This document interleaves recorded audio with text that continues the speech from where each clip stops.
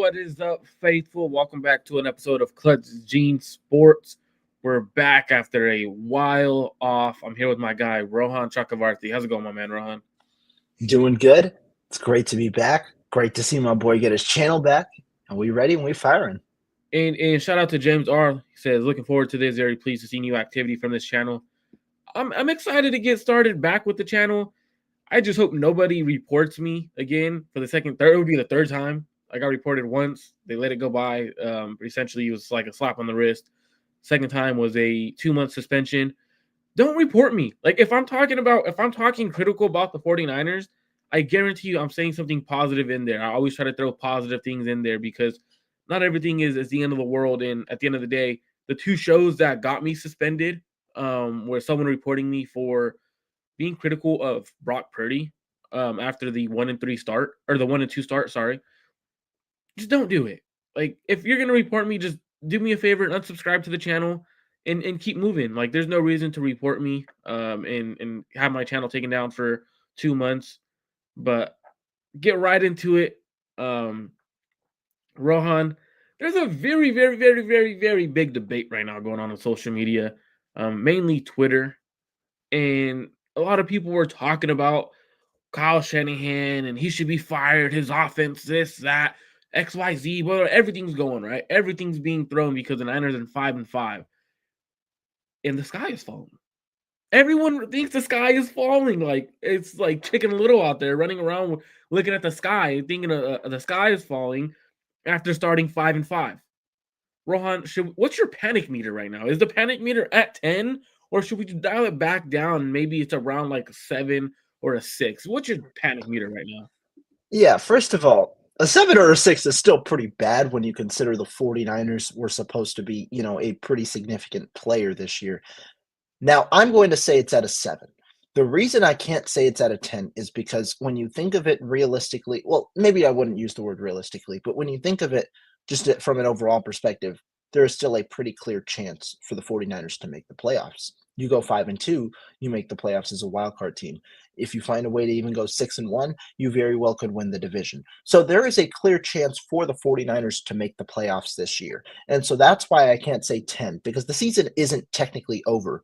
The only issue is the trust factor with this team. Do you trust the 49ers to go 5-2 in the second half of the season after what you've seen them play through the first 10 games, the product on the field? Very, very much symbolized from these last 2 weeks. You expected them to come out of the bye week swinging. You pull off a win over the Dallas Cowboys. It wasn't necessarily pretty. They came back. And then you come into these first 2 weeks, things look solid against Tampa Bay, but you're not able to shut that game out. And then you allow them to come back. And you need a game-winning field goal drive for you to put this game away. Then you go to Seattle, right? Or you're coming home and playing Seattle. And it seems like this is a game, again, that you should be able to win.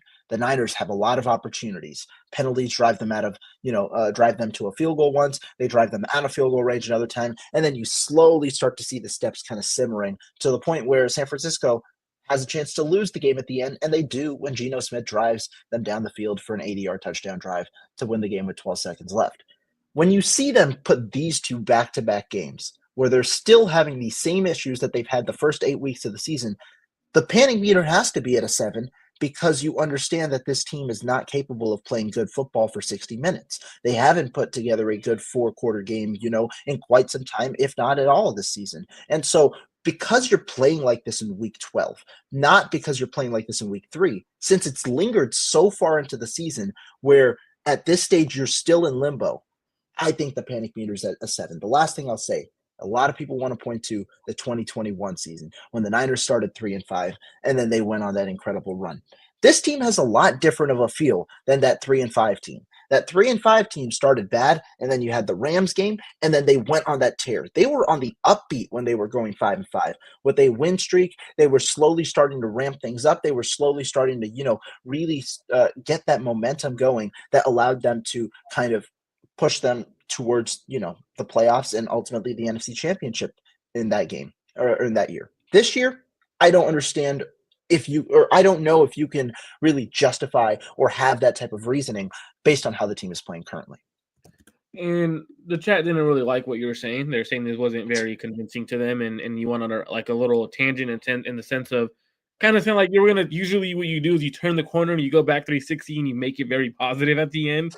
I don't know if they were trying to say that you're gonna do that, No but positive. you're absolutely kind of right in the sense of this is a different team, and the team does it from the start, from training camp. They have not had this energy. They have not had this that it factor or that want to win, and it could be the Super Bowl hangover. But when you got to play the Packers and Bills back to back weeks on the road in the cold weather, that's pretty tough for a team who is 5-5, could potentially be 5-7 in 2 weeks, right? So I would also look at it too, where the Niners have way too many playmakers and way too much talent, even if it's older talent, right? We look at guys who've aged and stuff like that. We still have young talent, in my opinion. Guys like Fred, Nick Bosa, if he's healthy, that's going to be a really huge blow. You look at Jordan Mason, he should be playing a little bit more. Debo, he's up there in age for a receiver, the way he plays. Kittle, I think Kittle's older, but I think he still plays young. So getting him back should be a huge lift for the Niners. Right now, my panic meter is around a 7.5, 8. And the reason it's a 7.5 and 8 is because it isn't because the Niners can't completely turn their season around. It's injuries, man. Having injuries to Nick Bosa with two oblique injuries, both sides now, where he said it's both sides, that's drastic. Who gets after the quarterback? Are we going to let Jordan Love and you have to split one of these next two games. You have to go 1-1 over the next two games at least to have a chance. You go 0-2, your season's done. And just how I see it. And you have to get after the quarter. It starts with getting after the quarterback. The Niners can't do that. I think they struggle to do it without Nick Bosa on the field. If you look at last game, 14 points without Nick Bosa on the field. So for me, I'm at a 7.5, getting towards an 8. And the reason is the aging roster, and it just doesn't look like the same 49ers offense in my opinion. I think this offense looks a little stagnant. It looks a little different. And that's where a lot of blame comes, right? People were blaming Kyle Shanahan, saying Kyle Shanahan needs to be fired. People were saying, no, Kyle Shanahan is a great head coach. But then when they're talking about the head coach, Kyle Shanahan, the only topics they're bringing up, the only numbers they're bringing up is his offensive numbers, right? I didn't know Kyle Shanahan is only an offensive head coach. I've never seen that in the NFL where a coach is given praise as a head coach for just his offense. But then when you look at his defense, when you look at his special teams, he's not getting blamed for that. The ones who are getting blamed are Nick Sorensen and Schneider. But what, Rohan, as a head coach, is the responsibility of your special teams and defense fall on you or the coordinators? So the way that I kind of view it, head coach obviously is responsible for everything. Now there are a couple of different styles of head coaches. You have the John Harbaugh types where they choose to ultimately just be the head coach. You have different play callers so you can manage the team more effectively from a wholesale perspective. But then you also have the Kyle Shanahans, the Sean McVays, the Matt LaFleur's, where they find the value in calling the plays. They find the value because that's what they provide best. Shanahan has openly said that. And I am fully in support of that. If you have Kyle Shanahan on your team, you're going to want him to call your plays. Now, he's still in charge of the entire team. So while there are issues defensively, you can mention play calling, you can mention personnel, whatever you want to mention. There are issues defensively, and people will point to Nick Sorensen because he's in charge of that unit. Kyle Shanahan is still in charge of the team. And so when the issues are on Nick Sorensen, but more importantly, when those issues become recurring issues, you start to wonder whether it's an issue, from up top going down. I don't know if it necessarily applies as much defensively, but it applies on special teams for sure, because the Niners have changed their special teams coach from Richard Hightower to Brian Schneider.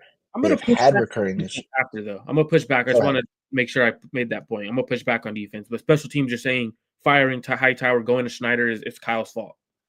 And the thing is, when you have, when you're looking to make a change, one, the head coach is responsible for the coordinator hire. So whenever that coordinator struggles, it's on the head coach because he's the one who appointed the coordinator in charge. So the head coach, in a way, yeah, they're responsible for all three units. And when you've seen such issues on special teams occur not only this year, But also in previous regimes, and it's been a consistent issue, you wonder, is there a change that needs to be made? And Shanahan has been asked and talked about special teams before, and his response has essentially just said, we're not going to make a change with our preparation. We've put enough work into it, and we're just, we just need to shore things up. So essentially, they haven't really made a change with their preparation in a normal game week, with Shanahan saying that we just don't really have the time for it based on all of the other things that they do to put more time than they already do. And I think the special teams one it's interesting because I had gotten information and I had shared with you, and I never got to really share with the channel. But it was the week, was it Seattle week, Rohan, where they ran the fake punt? I believe so. Yeah. It might have been Seattle. I don't know who it was, but they ran the fake punt, and this is to me where it's a fireable offense for a coordinator, especially a special teams coordinator, is when you have more than one coach on the field on the headset, and I heard this from very reliable, trustable source because this was a very big conversation in the building after that week. Is when you have somebody on the headset screaming, "A fake punt is coming! A fake punt is coming!" And they see what's happening. As a head coach, you don't call a timeout to get into the right situation, or a special team coordinator, you don't change something. That's a big issue. When you have people in the building telling and on your coaching staff telling you what's happening and you're not listening and you let it go and the fake punt still happens, that kind of stuff to me is like, oh, that's rough. But going back to the defense, when I think it is Kyle Shanahan's issue, right? I think it is Kyle Shanahan's fault, defensive wise. As a head coach, you're responsible for all three phases of the field: offense, defense, and special teams.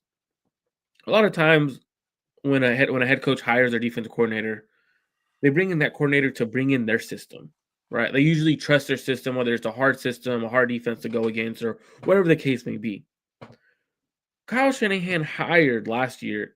He had, why can't I think of his name? Defensive coordinator we fired. Steve Wilkes.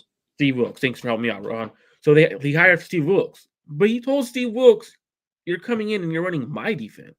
You're gonna run a wide nine, cover three style of defense. That's gonna be our base, and you're gonna run what I want you to run." Gives up around 17 points a game, holds Kansas City to 19 points in the Super Bowl regulation, and it's a fireable offense. To me, that was interesting. And then he hires in-house Nick Sorensen, who should already know the defense, should be ready to be capable of running something. He's struggling. He's running Kyle's same defense, the wide nine, cover three principles. This is a defense that we've seen get beat late in games. I don't know why fans are so shocked that, wow, we're giving up late drives, late game drives in the fourth or and late in the half. This is something that's always happened to this Niners defense because it's very vanilla. There's no disguising anything, and that's an issue. And you can't disguise the blitz, or you can't send an overload, or you do offense knows what you're in. That's a freaking mistake, man, and that's on the head coach. Go to your defensive coordinator and tell him, I need you to dial something up. That's on the head. To me, that's on the head coach. If you see it, but the issue is, Rohan, Kyle Shanahan, when the defense is on the field, you know what he's doing? Looking at his play sheet. Looking at his play sheet, or he's looking at the iPad to see what defenses are doing to him. So at the end of the day, he's hearing the defensive play call, but he's not really seeing or really watching what his defense is going against or what offenses are trying to do to his defense to correct things. So I think for me, that's a big factor into a head coach's situation. You see head coaches call games, and if they do call the games, their offensive play calling, they're calling that, or defensive wise, they're calling that. They bring in someone they trust offensively to run their own defense, to run their own stuff. Instead, Kyle brings someone in he likes and says, "Run what I want you to run this defense." So I think it is a little bit on Kyle Shanahan's fault defensive wise because he's brought someone in 2 years in a row and said, "Run my style of defense." Last when we saw D'Amico Ryans with the Niners, D'Amico added his own wrinkles to it. And I think that's something that I was proud of D'Amico Ryans for doing because he took Robert Sala's defense, which was more like this defense where you're going to have your corners off a little bit, press them sometimes, but you're not going to really send any blitzes. D'Amico Ryans dialed up blitzes. He did overloads. He did certain things. He had his linebackers in the A gap mugged up, right? He had Fred and Dre Greenlaw looking like they're going to blitz. One's dropping, one's going, or they're both dropping, and the corner's coming, right? he had little wrinkles to it. And I think that's something that is missing defensively. And I think it starts with Kyle Shanahan on who he hired as a defensive coordinator. And I think that's a part of the issue, right? Now, with all this said, right, there's a huge side of the fan base. You're either I think it's hilarious. You're either on a side where in the chat's loving it, the chat's going back and forth with each other on what's happening and stuff like that. The Sentinel Football Channel says so many times I see the camera pan to him and he's on the sidelines and he's just eyeballing his play sheet. He is, and that's a head coach. Shouldn't you be responsible for all levels of the field? You shouldn't be responsible for everything going on. And instead, Kyle is focused on his offense because he's the play caller. I'll get into that a little bit later on what I think Kyle needs to change a little bit on his coaching staff or whatever. But the fan base, Rohan, and he started laughing a little bit because you know where we're going with this. You know what's going to happen from here. Oh, man, this is a weird conversation to be having when your team's 5-5, coming off a Super Bowl loss last year. You got half the fan base saying to fire Kyle Shanahan, half the fan base saying you can't find a head coach better than Kyle Shanahan, and then you have I shouldn't say half. You have a good majority and a good majority on each side, and then you have a small portion where it's like, hey, can we not agree that he's a really good head coach and they're having a down year? Like, what's going on here, Rohan? I know you want to fire Kyle Shanahan because you said it earlier in the show. Obviously, you could just tell. You didn't say it, but I could just tell based off of your laugh. Should the Niners fire Kyle Shanahan or should they keep him? This is the part where we get to the overreaction aspect of today's show because Kyle Shanahan, when you talk about firing him, I think fans they're in their feels a little bit. And I'll say this, it's understandable why they're in their feels like that. The 49ers suck right now compared to what they're expected to play like. They should not be playing one-score games 75% of the time. Now, good teams find a way to win one-score games. The 49ers have not. They've been near 500, if not a little worse this year, and that's the reason they're 5-5. They find a way to hurt themselves in different ways. And the issue is it's not like they're consistently finding the way to hurt themselves in the same way. This game, it was penalties. Another game, it could be turnovers. Another game, it could be field goals in the red zone. It's a lot of different issues, and sometimes they all compound on each other that ultimately force you to lose the game. The 49ers just struggle with closing games. And that's another thing where if you want, you could point to Kyle Shanahan, not necessarily in the sense that he chokes in big games. I don't know necessarily, how you can make the argument. I don't know how much I'm going to necessarily talk into that, but how does he call games, when it's at the end, and also how do players execute when it's at the end? But is it time to fire Kyle Shanahan? No. One, do I think it's realistic that it happens? No. I just don't see an avenue where he gets fired after this season, even if there's a significant collapse. But two, when you understand, everybody knows Kyle Shanahan's resume. The problem is everyone's going to say, oh, do you want to get Ben Johnson? Oh, you want to get this or that. Do you know that you can have a secure enough option come in? Because the Niners are a great team. They're a great run team with great stars. Is this a job that a lot of people are going to want to take if they file Kyle Shanahan? And that's where I'm going to go to. This is a team with aging stars that seems primed for, at least a little bit of a restart, in one of the next few years. It's a team also that is going to be attached to the quarterback who's going to get a significant contract after this year. But that quarterback has to be wanted by the head coach coming in. And that is the thing. You have to have the head coach coming in. If you're an offensive play caller, right? Let's say hypothetically it is Ben Johnson that comes in. Ben Johnson comes in. He's like, I don't want Brock Purdy. I just had for example, he could literally Ben Johnson has a quarterback who we could kind of compare to Brock Purdy, right? Jared Goff. They're limited in certain things. They're mobile enough, but they have limitations to their offense, the game. Does he want someone like that where he's like, I have to be perfect as an offensive coordinator every game for my offense to go? Or would he rather ship off Brock Purdy? And that's where people don't have the conversation. But a new head coach that comes in doesn't automatically have to say, I want Brock Purdy, because they has to pay him a big amount of money. So I think that's something we have to take into account as well. But sorry for cutting you off. But the part for me that I was going to say is you're absolutely right. The incoming head coach has to want Brock Purdy. Now, from an ownership perspective and from a general manager perspective, I don't think the Niners hire a coach if they don't want Brock Purdy. And so that might eliminate some of the candidates. To me, ultimately, though, I just don't think that there's a valid enough reason for you to fire Kyle Shanahan, especially if you're going to a guy, one, without head coaching experience that you don't know can take you there, but two, first of all, there aren't that many candidates that you can kind of fit into that pool. But two, are you going to even get an upgrade? Everyone points to Ben Johnson. Who says that Ben Johnson wants to take this job? I don't think that this job is going to be the best job out there. Head coaches want teams that are on the ascend. They want teams with high draft picks so that they can have a quarterback of their choice. They want a lot more autonomy in terms of not necessarily in terms of the decision making on a day-to-day basis with the way that a game goes, but more so with the way that they're able to build their program or build their franchise. And so I don't know that necessarily this job is for other people. More importantly, you signed Kyle Shanahan to an extension last year. I don't think, especially when you consider how much money coaches are guaranteed, I don't think Jed York is willing to pull the plug after one bad season, in which the bad season is still probably going to be a 500, if not better season. And I think the Niners, this is more so leading to, okay, injuries killed them this year, and declined play at certain places killed them this year. It leads them to kind of, instead of making a coaching change, I think they need to have a philosophical change with the way that they approach their roster in the offseason. Maybe you realize, okay, this is a team that's too old. This is a team that's dealing with injuries too much. And so we need a bit of a reset. We're going to go ahead. We're going to maybe move off of certain veterans. We're going to instead look to our younger talent to try and fill in the void. And we're going to see if we can develop those players to the point where, in 2025 or 2026, those guys are instant contributors alongside your 60 million or whatever $1 million quarterback and your $30 million receiver and your $35 million defensive end and your $20 million linebacker.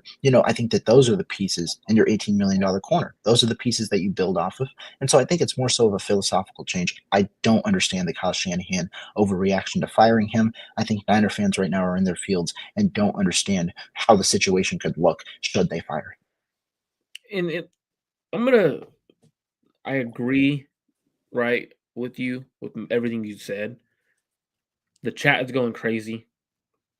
If you want something to come up on the show, do me a favor, and if you're able to drop a super chat, I'm not sure if it's up yet for my super chats, but I can't see every comment that you guys want up to be talked about. But if you have a question or something that you really want us to talk about, drop a super chat and we'll bring it up. Just because you guys are going back and forth, it starts moving so fast. I'm not going to be scrolling through and finding certain things that you guys really want us to talk about. So drop a super chat and we'll bring it up. Rohan, I 100% agree with you. Is there reason to fire Kyle Shanahan? Yes, there's reason. Oh, so Corey, if there's no super chat, make sure you put my name with it and I'll try to bring it up. I'll try to start it and bring it up. But for the 49ers, is there reason to fire Kyle Shanahan? You could argue yes. And let me explain why. The 49ers are off the Super Bowl season. He has a roster that is capable of winning it all. He has a quarterback that he is essentially called elite and called the real deal. Right? Now we're 5-5. So right now, saying fire Kyle Shanahan is premature for me. Because at the end of the day, Kyle could make the playoffs and he could go on a run. I don't know how realistic it is. But the Niners could go on a run and they could end up in the NFC Championship game this year as long as they make the playoffs. Now it's going to be a lot harder going on the road, but this team's very capable of doing so. You just got to flip the switch. I don't know when that's going to happen, if it even does happen. But a roster this good, missing the playoffs with this roster, after losing in a Super Bowl, NFC Championship, Super Bowl, and then eventually not making the playoffs with this kind of roster, could piss off an owner.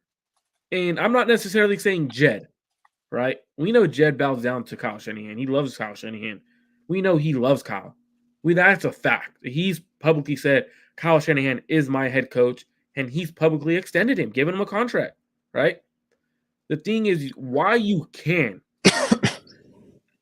and this conversation is another conversation for another day. Denise is the real owner. Yes, she is, but she's not the one making the decisions. Her husband, John, and her son, Jed, are making the decisions. And when we look at what's going on behind the scenes, right? If John York and the Yorks decide, you know what, maybe Kyle, what if they're thinking the same thing? Maybe Kyle will never win a Super Bowl with Kyle Shanahan, right? Now I know they extended him, but it doesn't matter if they extended him because what's going to happen is there's always language in these head coaches' contracts. Is the moment he signs another team, that contract voids. Wash their hands right away, right? Because what happens is a lot of times coaches will take a year or two off because they want to enjoy that money that they're getting paid to be at home with their family for They're time they essentially getting paid to just chill on the couch. exactly. So it's exactly why Robert Saleh, when he was fired, was like, nah, I'm enjoying my family. I'm gonna go travel maybe for a year. I don't know if I get offered, maybe, but I'm enjoying the rest of the year. It's because there's offsetting language that lets teams get off of these contracts. Now, I'm just saying that's possibly what the ownership could do. Would I fire Kyle Shanahan? Absolutely not. Reason is, Rohan, is last year you and I were both on the same page where that was a must-win Super Bowl. We understood that was our only chance with this roster because it was aging and the roster was going to get more expensive and things were going to drastically change. The Niners lose the Super Bowl. Nothing changes for me. I said this year they weren't going to be as good because of the run game and their personnel department wasn't as good as it was last year, in my opinion.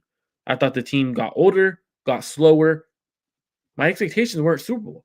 It was get into the playoffs, make some noise, retool, not rebuild, retool because you have guys like Fred Warner, Nick Bosa already on your team. Guy, you could argue Brock Purdy, sure.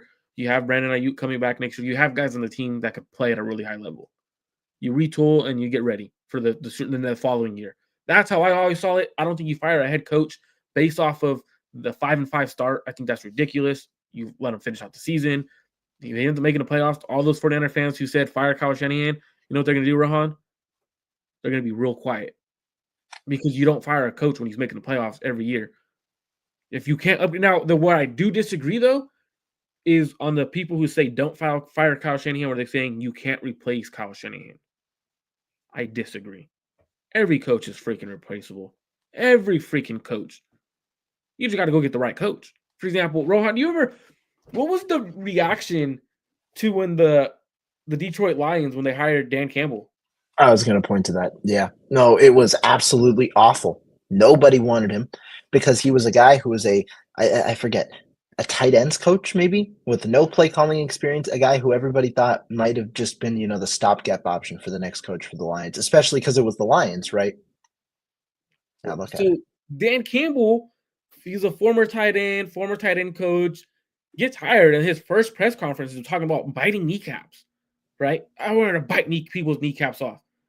And then people are like, oh, he's going to be a terrible head coach just off of a press conference. But then the thing is he comes in and he wins the locker room over. He's a guy who's very enthusiastic, very going for it, right? We can look at the Raiders. Antonio Pierce, a lot of Raider fans. You ask Raider fans, a lot of their fan base, they wanted Antonio Pierce as their head coach. You think they want him now? No. So I'm saying, like, you could either way, you could push it, you could lean it either way. Just because Kyle Shanahan is our head coach, you could hire a really bad head coach. It could be Antonio Pierce, in my opinion, Antonio Pierce style head coach that you bring in, and it loses the locker room fast, and everyone's gone, and they're losing. Or you could hire a Dan Campbell style where nobody believes in him. He comes in and he's great for you, right? So just because the 49ers have this roster, I don't know what coach would want to come here after Kyle Shanahan got fired for everything he's done. It was the stability. What can you find the stability in the ownership, right? Because that's going to be another question: is because does the ownership have what it takes for another rebuild? Does that head coach want to come in and rebuild, retool? What does he want to do? I don't think you fire Kyle Shanahan at all. I think it's a ridiculous conversation. But Kyle Shanahan's not perfect. Yeah, absolutely, he's not perfect, right? He has a lot of blame for some of the losses. A lot of blame goes on the head coach. Absolutely, and it always should, as well as players.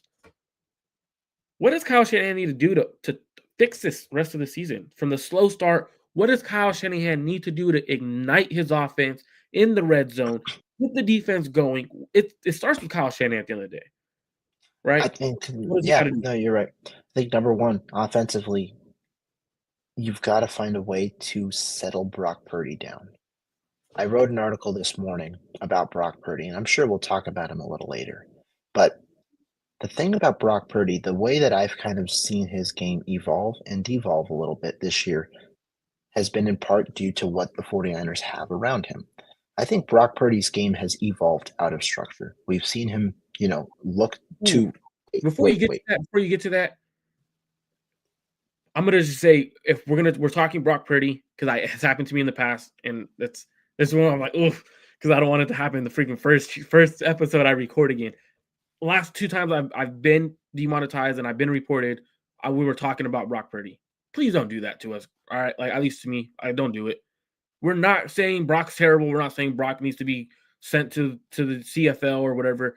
We're having a conversation, all right. And if you don't like what's being had, the conversation being had, unsubscribe, leave. Like just do that. Don't report it because we're gonna have the conversation. And I appreciate this is a conversation. It's not like we're saying he's a terrible player. He needs to be gone. Go ahead, Rohan. My bad. I just wanted to make Yeah, sure I say that because I'm not trying to get you're reported. good. I feel you. Like I said, evolve. Where has Brock Purdy evolved this year? I'm pointing to the out of structure. And when I say out of structure, it's his scrambling ability. You look at the statistics, Brock Purdy is clearly looking to utilize that aspect of his game more this year. He's scrambled already 51 times this year in just 10 games. Last year it was only 39 in 16 games. He's gotten 4 rushing touchdowns. He's averaged over 5 yards per carry, 5 yards per scramble, whatever you want to call it. Purdy has looked to utilize that rushing ability. You've seen some insane plays be made where he's able to kind of leak out of the pocket, beat a defender to the edge, find a way to pick up some crucial first downs. He gives up his body. You saw the touchdown against Seattle this week. There are definitely plays where he's able to kind of incorporate that, that quickness, that sheer quickness, just straight off, the jump. Not the most mobile quarterback, but when you have a guy like that who can scramble and find ways to kind of create plays, it's definitely good out of pocket, out of structure. But I do think that that has hurt his game in structure, where he was much more sound last year and much more sound in certain times of the season. What do I mean by that? There are open reads that Purdy passes up after his first read to it because he sees an open lane and chooses to scramble. Now, when he's choosing to scramble, do they create negative plays? No, you're still gaining 5, 6 yards probably on a certain given play, maybe even up to 10 yards on a certain given play. However, when Brock is scrambling, you're passing up an explosive opportunity or an opportunity for a 10 to 15 yard play. There were a couple of times, one that really pops in my mind, a 2nd and 19 with the 49ers, nearing the red zone. Brock Purdy has Ricky Pearsall on a deep out. This is a ball where to Brandon Ayuk, Purdy puts that on the money. It probably is a touchdown. It's right next to the red zone. Pearsall catches it. He turns around 1 yard. He's in the end zone. However, after Brock goes past his first read, he looks at Pearsall and then he elects to run the football. Gets about 5 yards or so in the play, but it's plays like that where you want Brock Purdy to settle down, kind of trust the offensive line around him, and be able to deliver that football. Now, do I think this is purely Brock's fault? No. I do think that the just flow of injuries this year that have forced a lot of different receivers into the games, and also his lack of trust in his offensive line have hurt him. When guys like Chris Conley, Ronnie Bell, and all of those guys early in the season were forced to play meaningful snaps, I think the trust dropped from Brock Purdy with his receivers. And I still think he's developing that right now with Ricky Pearsall, a guy, who's now inserted the starting lineup, who's going to be a starter for the rest of the year. I still think that's where you see the reliance on guys like Deebo Samuel and Jawan Jennings, because there's just more rapport there. And Brock Purdy right now, it feels like he's too afraid to make a mistake. He's missing some passes, so he's too afraid to make a mistake. And that's where he's choosing the safer option, an option he trusts, which is himself. I think he's trying to do a little too much right now in trying to help this team win games, knowing that they're in a rut offensively. I also don't think he's trusting the offensive line. I know you see metrics, the offensive line is playing well, or at least better than expected. But I do think there's a trust factor there that Purdy doesn't fully trust his offensive line. And so to me, I think that right now, Kyle Shanahan needs to sit Brock Purdy down and settle him down. Find a way to settle him down, because you need to be able to hit on those explosive plays. You need to be able to go through reads. Teams already are looking to take away explosive plays from you at a high rate. That was pretty clear in the Seahawks game. McDonald's saying, take the checkdowns, take the short plays, and we're going to force you to go down the field with long drives and find a way to beat us. The 49ers weren't able to do that. They had too many penalties in this one. And the issue is when you have, longer drives, it creates more opportunity for you to make a mistake, be it discipline, be it turnover, whatever it may be. The 49ers need to hit on more explosive plays. I think that that's where they're lacking. And I think that that's the number one thing that really can fix their offense, especially in between the 20s. And I agree, right? It starts with Brock. And I wouldn't necessarily I agree with you in the sense of it is the scrambling and it takes the offense out of rhythm, right? Like the Yeah. Kyle's offense runs a certain way. And when he has, and this is why I think Kyle's kind of afraid to go to a more of a mobile quarterback who likes to run like a Josh Allen type or the Trey Lance types, right? Where they want to run the ball. Like, yeah, they can, but he doesn't want that from his quarterback. He likes it that Brock could put him in good situation when the play isn't there. But what Kyle really wants is for that ball to be checked down, right? Like he wants that ball to be checked down because now what it starts doing is, and this is something I've said in the past, the more Brock checked the ball down to Christian McCaffrey and he was getting yards after catch last year, yards after catch. What he was doing is linebackers' eyes are on Christian McCaffrey now. Now that makes that second level, they're creeping up. They're not getting into their depth. They're creeping up a little bit to try to take away Christian McCaffrey and left that second level open. Safeties, eyes are on the in the backfield. That's where you're able to hit deep balls. And that's where I think the Niners offense is a little bit struggling because Brock has to play a little bit of hero ball. And we are seeing a little bit of Iowa State Brock, right? We're seeing Brock Purdy feel like he has to put all the weight on his shoulders. And people who know Brock from Iowa State, and this is something where I said last year when the Niners fans were calling him elite, MVP, I kept saying there's still some Iowa State Brock that I see. And I want to wait until I crown Brock because Iowa State Brock, you would see, and this is what we're seeing this year. You would see scrambles, you would see great throw, a really great throw, and then it would be a bunch of what the fuck throws. Bunch of why the fuck did you throw to Christian McCaffrey that he's covered? Why the hell did you like stuff like that? I was like, yo, that's not your game, dog. Like, go back to check the ball down, take what the defense gives you, and then once those defenses, linebackers and the safety start creeping up, over the top like you were last year. That's what you were doing last year. And you didn't, I mean, he didn't throw the ball deep as often as he wants to push the ball down the field. And I think that's an issue, right? Trying to prove the doubters wrong, right? That's what I think is happening right now. Brock is trying to prove doubters wrong. He's trying to prove people in the media, people who have podcasts, people who are on social media, just talking about Brock, whether it's ESPN, NFL media, whatever, don't matter. He's Now, trying to I do prove. want to say, yeah, I do want to share one thing where I want to kind of piggyback it back to you. I mentioned the offensive line and the trust. I'm really going to just point out one guy, Jake Brendel. I'm really going to point it out. I don't know. And this was a nasty game. This was a nasty game. And I want to bring it back to you because, the Niners are slowly bringing back John Feliciano. Maybe that's a different topic, but I feel like there's two aspects, especially in this game. The explosives, it felt like the opportunities for them were there. I mentioned a couple of plays, but when your offensive line, specifically when the interior of your offensive line gets beat and there's a free rusher in your face for a smaller quarterback like Brock, where are you going to want to go? You're going to want to go to the check down. And then just because you have that in your mind, you don't want in the future, you don't want your guy to have that block get disengaged and he's right in your face. And so when there's that lane to open up when you're running, up the middle, Brock takes it.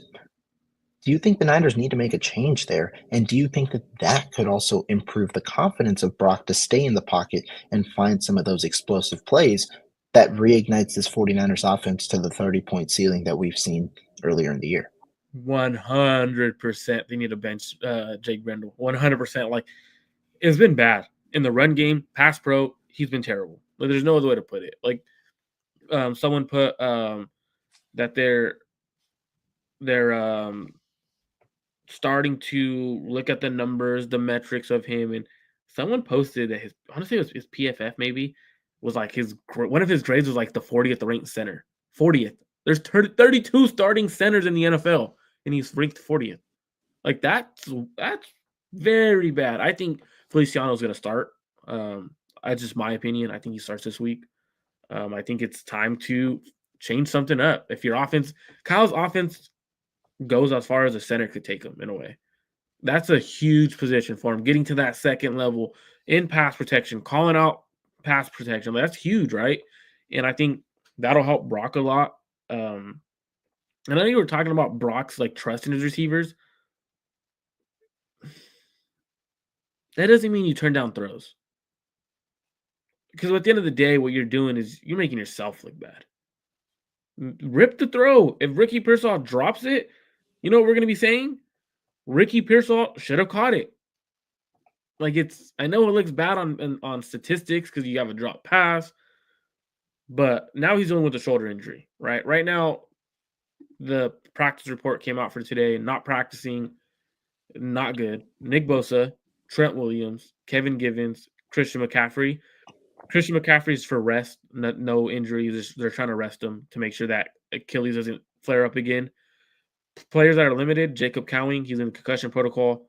George Kittle with his hamstring. Brock Purdy with his shoulder, and then Charvarius Ward is back after personal reasons.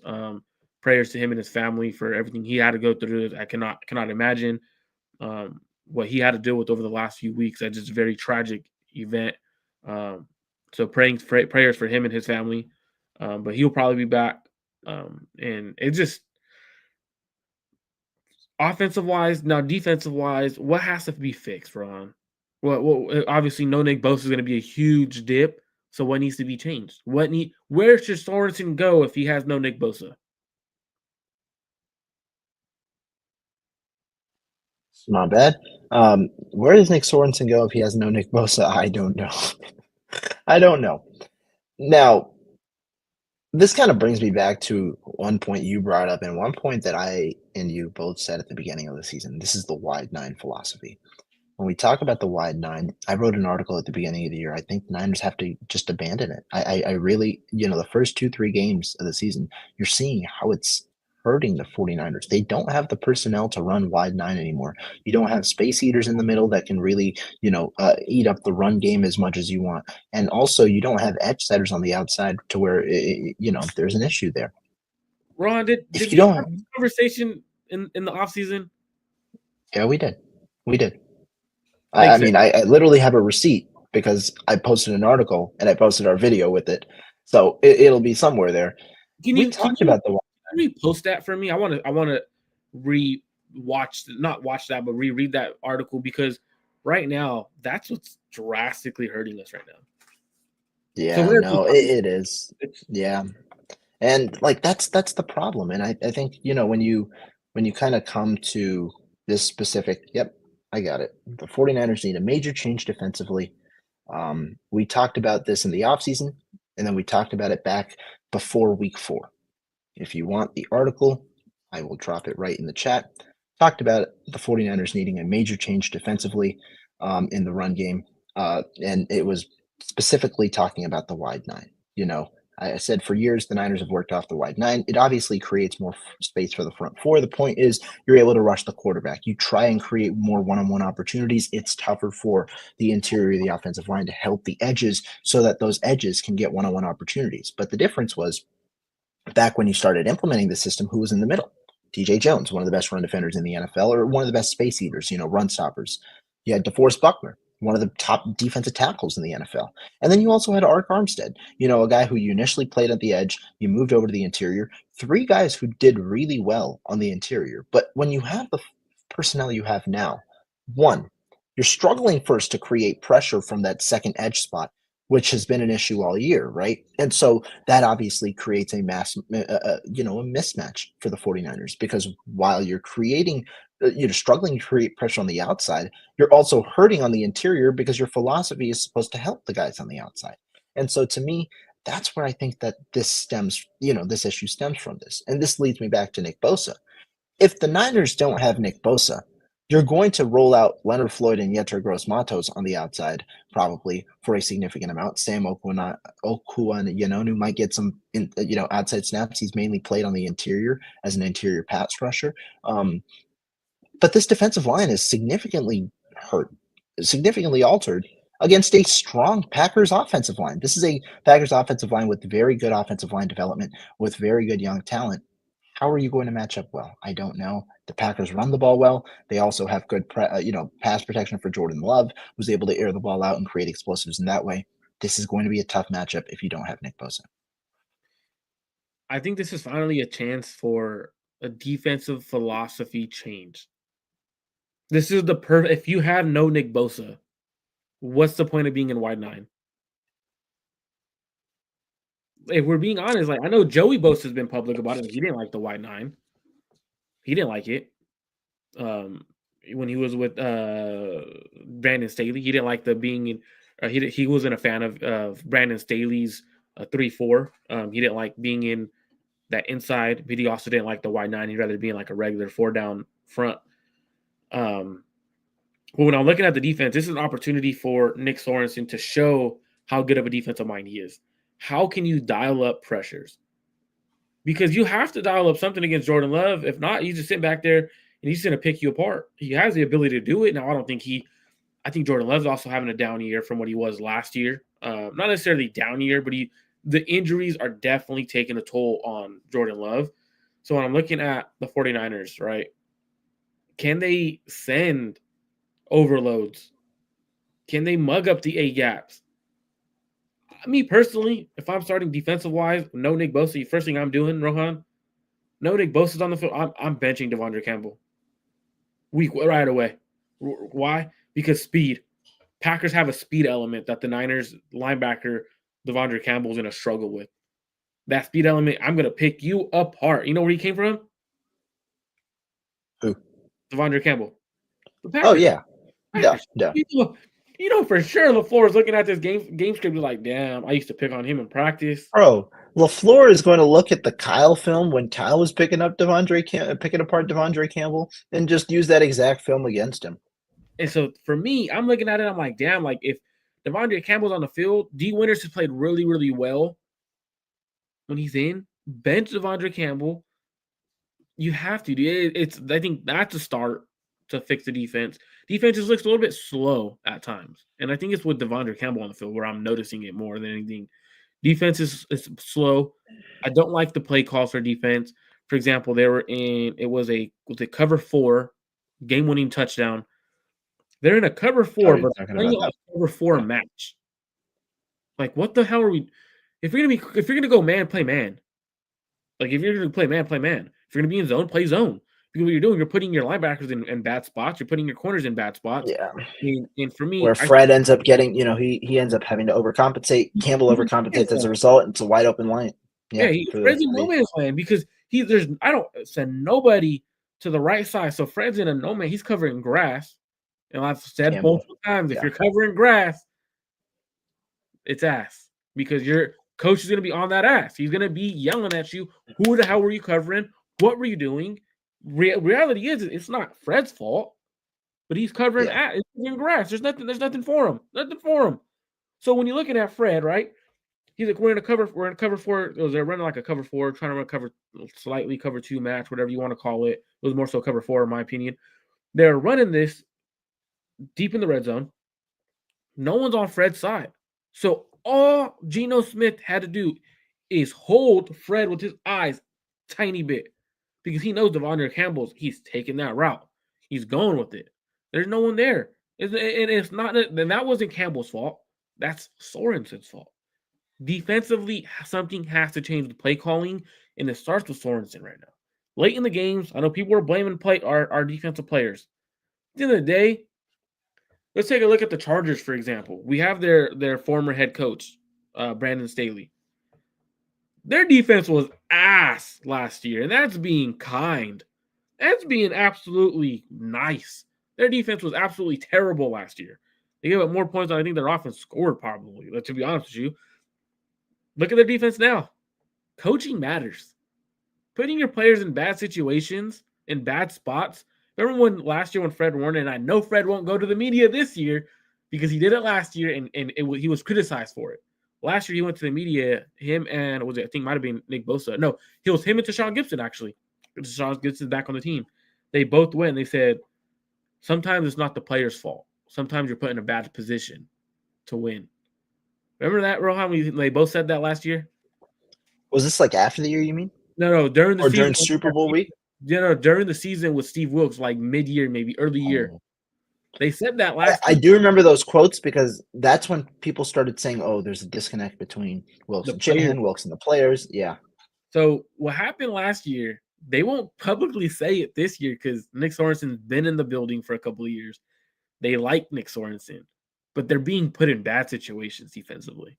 It's not necessarily on the players. So you have to have players who could bail you out. A faster guy like D Winters would help you in bailing you out. He had a great defense. He had a great fourth down run stop. That's for sure. Rohan, do you think the Niners can do something like that where they send pressures? I mean, we've seen them blitz a couple of times, but can they over? Do they have the defensive mindset to send those overloads to send? Because we look at teams like the Chiefs, we look at teams who like to blitz like that. For example, they do it at a higher rate. We see the Vikings. Vikings don't have much talent defensively. You could argue they do. You could argue they. I don't think they do defensively. They're being schemed into great situations. Does Sorensen have the ability to do it? I know you and I talked about it when they hired him, and I said I didn't think he was ready to call plays. Do you think he has it? I still don't think he's ready. So do you think I hope talk me into something, talk some sense into me where it makes me feel better about the defense moving forward. yeah. I don't know. The reason is I just don't know if that's him. I just don't know if that's really his style of play. And again, Nick Sorensen, he's a guy. His background obviously has been with the Niners for a couple of years.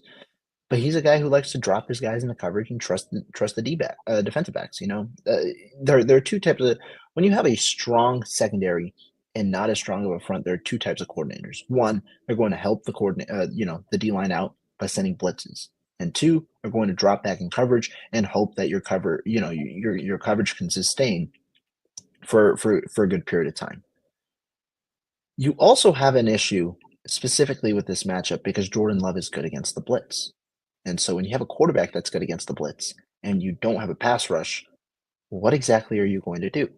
You still have a strong you're probably bringing back Charvarius Ward this week. You still have a strong, coverage unit. But I think this is going to be a tough challenge for San Francisco. When you consider that defensively, you may not have, your top defensive end. And if you want to blitz, you're going up against a quarterback who has, worked against that effectively. And you still don't know what the success rate of that is going to be given the strength of your players and also the strength of your coordinator, I guess, if you want to put it that way. I get you saying. And poor Rohan's over there in Wisconsin, in that Packer land, might get jumped one of these days by the Packer fans. Do you wear 49er stuff when you're out there? No, I don't wear any team stuff ever. So Okay, nobody knows. that makes sense. That makes sense. No, but I wouldn't send Campbell because he'd be on the bench. If you send Campbell, you're sending your slowest blitzer, and as an offense, I want that guy to be blitzed. Just go ahead, send him. Yeah. I know where the void is. I know where we're fire. We're hot. Send him. He's not going to get to me. Corey brings up a good question. He says if the Niners miss the playoffs and Kyle's seat does get hot, do you really believe he's going to tie his future to Purdy? I think not. We're going to hear Niners are interested in Cousins. I think this is a great question, and I know Rohan. I know you got like maybe 5 or 10 more minutes, right? So Yeah. we'll really end on this question, and I don't really like to answer this question right now because what if he does make the playoffs? So it's like at the end of the day, we're having this conversation and a debate. Just But 10 weeks in. 10 weeks in, and he does make the playoffs. It's like, wait, we just had this conversation. Week 11, he makes the playoffs, and then we go back and we're like, I wouldn't have tied myself to Brock either. But then the next 7 weeks, Brock plays like an MVP. Let's say Brock goes 20 touchdowns to 0 interceptions, right? Like this something crazy. And then we go back and we're like, damn, why did we have that conversation in week 10 or week 11? Like that was kind of a dumb conversation, but like I get where you're coming, Corey, because we did bring it up earlier. Like, if Kyle doesn't make the playoffs, his seat could possibly get hot. So if he doesn't make the playoffs, and it's a good question. I'm not saying it's a bad question. It's a good question. But I just don't like having the conversation week 11. Rohan, do you think he ties himself to Brock? Hold up. Oh, go ahead. Yeah. Missed the playoffs. How high are we drafting? Give me where are we drafting, Rohan? If we met 18, right?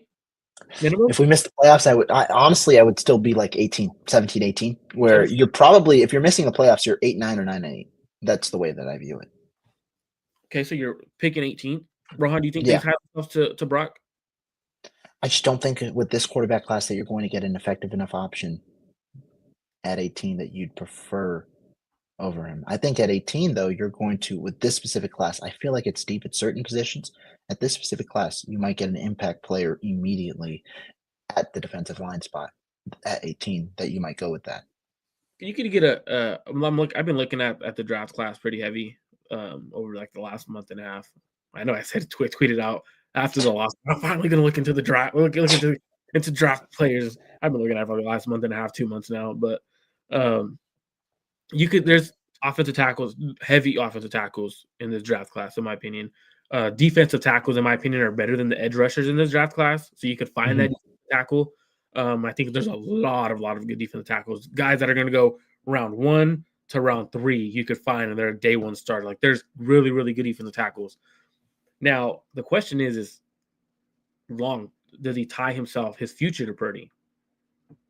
Well, I think to Purdy, but not necessarily the future, right? But if Brock Purdy is going to get an extension from some team this offseason, it just feels like that's inevitable. It feels like that's inevitable. Give him because essentially he'll be on his 3rd year, his 4th year, so they could finally negotiate. They could just be like, hey, you know what? We're going to keep you on a 1 year. We're going to give you a good pay raise. He might not like it, but guess what? The Niners have control, right? You put yourself in the situation. You had a poor year. We didn't. The reason that I say I'm skeptical, we've seen how they've handled the Ayuk situation. We've seen how they've handled certain contract situations. I just think it's going to blow back on them. I agree. It will blow back on them. But again, this is why I'm like having the conversation, because then I get into hypotheticals, right? It's like, hypothetically, they own 2 franchise tags after his 4th year is done. They could essentially say, we haven't seen enough from you. I just don't think he's going to play at that point. In the sense, not like play. I think he holds out for a good, significant portion of the time. And when that happens, how successful can you be when you're without your quarterback for offseason after offseason, especially when you're going to enter a transitional period where younger players are going to be the focal point of your offense, right? I think that, to me, that's the part. So to me, do I think Kyle Shanahan ties himself to Brock Purdy? I think the better question is, do I see Brock Purdy getting his extension? My answer is yes. And so because of that, I do see Kyle Shanahan tying himself to Brock Purdy. The only reason that I might push back on the topic of it is I think I could see Kyle Shanahan outliving Brock Purdy. Kyle Shanahan outlives Brock Purdy as a 49er? Because if they have good enough success, maybe not necessarily get a Super Bowl, but if they have good enough success over the next few years, maybe they even potentially win a Super Bowl and they move on, Shanahan would still be here, I feel. Brock Purdy could go somewhere else, but Shanahan might still be here. I think Kyle Shanahan will still be here after Brock Purdy. I'm confident about that. I mean, you don't fire a head coach who's constantly winning. You don't. Unfortunately, you don't. And I get an organizationally, like, we also got to take a step back, right, from everything. And Rohan, you could bounce whenever you got. I'll finish off, but sounds good. From an organizational standpoint, if you're the owner and your head coach is winning 10 games, 13 games, hosting NFC Championship, going to the Super Bowl, your ticket prices go up, you're not getting rid of that guy. Heck no. He's bringing you money. Your seats are full every week because of him. And you see, I think you saw a comment earlier, and they're right. The Niners are making a hell of a lot of money. They're getting success. Sure, you have a riled up fan base at times. They're getting a hell of a lot of money with Kyle Shanahan at head coach. That's for sure. So they could be, at the end of the day, they're running a business. Yes, they want to win Super Bowls. Yes, Jed York wants to eventually win a Super Bowl. How old is Jed York right now? Like, what, 40 maybe? 45? I don't think he's more than 50. Right? So he's a younger. I think he's old. You think he's old? Let's see how old he 44. is. Never mind, I'm wrong. Yeah, 44. He's young, so it's for him. He has a lot of time to win a Super Bowl. So for him, he don't care. He got 25 years. Yeah, he's making money. So I think at the end of the day, I think Kyle's around. At the end of the day, I think Brock Purdy, $60 million for Brock is a lot, at least right now for me. Does Brock take a pay cut? I don't know, because as I an would agent, hope not. I hope as a player, as a player, like I'm always pro player. Don't take a pay cut. Don't take a pay cut. Tell your agent to milk every single penny from the Niners because you've worked on pennies for the last couple of years. Now, at the end of the day, the Niners could possibly turn their season around. Rohan, we'll get into the Packers later this week. At least I don't know if you're going to be streaming, but I'll get into the Yeah. Packers game plan and what the Niners need to do to win against the Packers. Do the Niners turn their season around, or do they not, or do they miss the playoffs by a game or two? Tough to say. You mentioned at the very beginning of the stream. Don't hit me with the. Because I know how Don't you worry. I'm going to sometimes. give you my answer. All right. But I think it's imperative, like you said, to win one of these next two. I don't see a path where you make the playoffs without winning one of these next two. Why? The minimum, the bare minimum will have to be 10-7 in the NFC this year. The Niners are 5-5. They have to go 5-2. If they lose both of the next two games, you're telling me they're going to win out the season with Detroit, Miami, Rams, and Arizona all on the schedule still? I find that hard to believe. Right now, the Niners, like I said, they have to go 5-2. So do I they? think they lose this weekend. I think they lose at Buffalo, and I think they go 4-1 the rest of the way and miss the playoffs. End up going 9-8.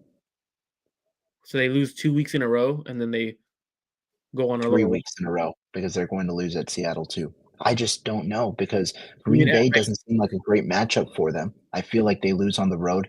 Buffalo is a really tough team to beat. I feel they lose again on the road, and then I think they start to go on a run, but it's too little, too late. You're 4-1. Maybe if the NFC West somehow has a humongous collapse, but still, the divisional record matters, and the Niners would only be 3-3 in the division in my scenario because you'd beat, everybody maybe but Detroit or who knows who you lose to. But you I have think they end up at 9 you and 8. have losing to the Bears. Huh? No. Okay, so they lose 2 in a row, and they beat the Bears, and then they lose. Oh, by 3 in a row, I meant Seattle, and then the Gotcha. two ahead. Yeah, Gotcha. yeah. Man, I think think it's I'm on 9 the and 8, opposite and I think they missed the playoffs. Go I ahead. think the Niners make the playoffs, and I think they get a little bit of help. I think they beat the Packers this week. I don't think the Packers are good. They're a really good football team. Don't get me wrong. But they're a one-score team game. You're right. They're a one-score team game. They're a game that is very winnable. Mhm. I think they come out with a different attitude. They beat the Packers. They go on the road. They lose to Buffalo. They beat Chicago. Beat the Rams, I believe, at home on Thursday night. Don't know how they won that one. They beat them. They go to Miami, beat Miami. They lose to the Dolphins, and they beat the Cardinals for the division. I think they beat the Cardinals for the division. In what week? What week would that be again? 18, 17, the last game of the season. Okay. I think they lose 2. I think they lose to the Bills and to the Lions. But even then, the Lions is a very winnable game in terms of you got to convince yourself that you're better than that team in order to get to the Super Bowl. You got to come in with mentality because if not, you're getting punched in the mouth. And I think the Niners could come in and they could upset the Lions. I don't think they do, but they can. We'll get to that game when it happens. But right now, I think the Niners finished losing 2 games. They go on a 5-2 record. They make the playoffs by winning the division week 18 to the Arizona Cardinals. I like that. Yeah. Just because I see the NFC West is one of those divisions where you still have, I think the Rams still have to play the Seattle. The Rams still have to play, I believe, the Cardinals. I could be wrong, but I think they still have to play each other. They still have to battle it out several times. Some of them eventually lose, and they're going to end up falling another game or two.